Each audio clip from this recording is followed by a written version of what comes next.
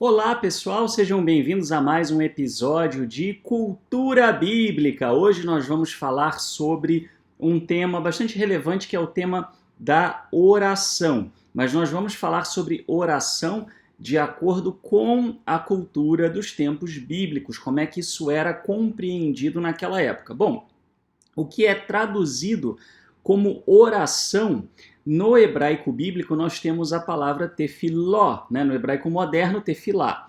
Essa palavra, né, ela vem de um radical, né, que seria p, lamed, lamed, né, palal, normalmente, que significa pedir uma intervenção, né, que alguém vá lá e faça uma intervenção num dado assunto, ou um julgamento, né, que alguém possa produzir um julgamento, um decreto, algo desse tipo. E, obviamente, né, embora a palavra não exija que seja assim, mas pelo contexto do que é utilizado e considerando o que essa palavra significa, né, normalmente nós estamos falando de algo direcionado a uma figura de autoridade. Lógico, né, como é que você vai pedir que alguém faça uma intervenção num assunto, né, ou profira um decreto, um édito, um julgamento, sem que essa pessoa tenha alguma autoridade, né? E qual é a diferença básica que existe do conceito de oração para o público, né, dos tempos bíblicos para a nossa cultura? E por que isso é importante? Nós chamamos, né, no popular, qualquer tipo de comunicação com o Eterno de oração, né? No judaísmo ainda tem alguma diferenciação, né, entre, vamos dizer assim, oração, bênção, né, proclamação, mas na prática já também, mesmo no judaísmo, você já tem uma absorção aí dessa cultura de chamar oração absolutamente tudo, né, que se refere a uma comunicação com o Eterno. Isso é errado? Não. Isso é um problema? Não. Mas pode ser um problema se você, quando for ler as escrituras e encontrar a palavra oração, você achar que se refere a isso. Por quê? Porque, na verdade, no texto bíblico não se refere a isso. Por exemplo, na Bíblia você não vai encontrar algo como oração de agradecimento. Isso não existe. Ah, Felipe, você está falando que eu não posso fazer uma oração de agradecimento? Ou que as pessoas não agradeciam? Não. Eu estou dizendo que eles não chamariam de oração. Eles chamariam de louvor, chamariam de agradecimento. Entende? É o nome que muda, só a nomenclatura. Ah, Felipe, mas o nome não importa. Importa para você entender o texto na hora que você está lendo a palavra, né, cidadão? Você encontrou a palavra oração, você precisa entender o que significa ali dentro do contexto, tá? Então, o que era para eles, né? Oração refere-se, então, na Bíblia hebraica, apenas a pedido. Você encontrou a palavra oração, é obrigatoriamente um pedido, senão você vai encontrar o termo louvor, agradecimento, bênção, tá? Bênção no sentido de bem dizer, né?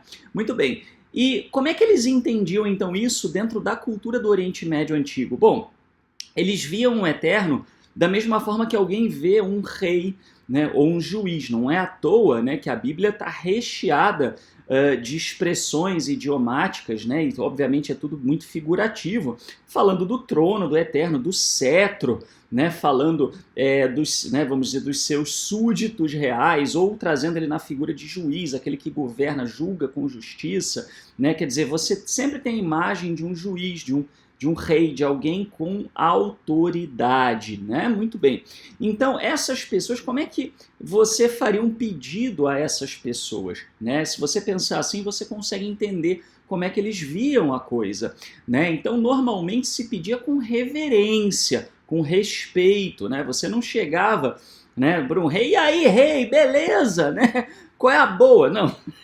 Né? Você chegava com um respeito, um tom solene, né? Não à toa, se você pegar, por exemplo, principalmente as orações judaicas mais antigas, né, as mais tradicionais, de tempos talmúdicos, por exemplo, você vai encontrar sempre isso, né? Vamos dizer assim, algo que alude a você entrar na presença de um rei, você se chegar à presença de um rei, né, com solenidade e depois apresentar a sua petição, né? Então é assim que eles entendiam, que eles estavam pedindo algo a alguém importante, né? E isso, obviamente, provoca também para a gente uma reflexão, né? Eu não estou aqui dizendo que você não possa ter intimidade com o Eterno, com o Criador, tratá-lo como um pai, né? Você pode, né? Como um filho fala com o pai. Você tem referências a isso nos Salmos, por exemplo, né? Eu não estou dizendo que você não possa fazer isso ou que toda oração tem que ser pomposa, tá? Eu não acredito nisso. Mas a gente tem que lembrar da reverência, né? Eu acho que ter reverência é importante. O Eterno não é o seu coleguinha da esquina, né? O Eterno é o Criador dos céus e da terra, o Rei do universo, né? E outra coisa importante, né? A gente não pode agir como se nós fôssemos criancinhas mimadas, né? E muitas vezes a gente age assim, né? Ah, por que o Eterno não me deu o que eu queria? Ah, por que o Eterno não fez isso, não fez aquilo por mim? Lembramos, né, que da mesma forma que eles entendiam que eles estavam fazendo uma petição a um rei ou a um juiz, né? Isso é um pedido de um favor, né? A gente não impõe algo a alguém que é superior a nós, né? Seria como você chegar, por exemplo, no Reino Unido e tentar impor a sua vontade para a rainha. Não existe isso, né? Então, assim, a gente tem que lembrar, né, que falando com o Eterno estamos pedindo favores e não impondo obrigações. E temos que ter essa humildade. E eu acredito que essa reflexão a partir da cultura bíblica, ela é muito pertinente, atual e relevante. Se você gosta dos nossos materiais, né, tá aqui a bibliografia, você pode se aprofundar no tema, né? E se quiser receber os nossos materiais com regularidade, os nossos canais você encontra no site www.monoteista.org/canais. Ali tem WhatsApp, ali tem Telegram, tem Facebook, tem tudo, né? E se você, como eu, acredita na importância de um trabalho acadêmico bem fundamentado que traga cultura bíblica ao alcance de todos para ajudar numa leitura, numa melhor compreensão da Bíblia hebraica, então não deixe de nos apoiar. Você pode fazer isso através da nossa chave do Pix, que é também o meu e-mail de contato, universomonoteísta@gmail.com. Muito obrigado e até o próximo episódio de Cultura Bíblica.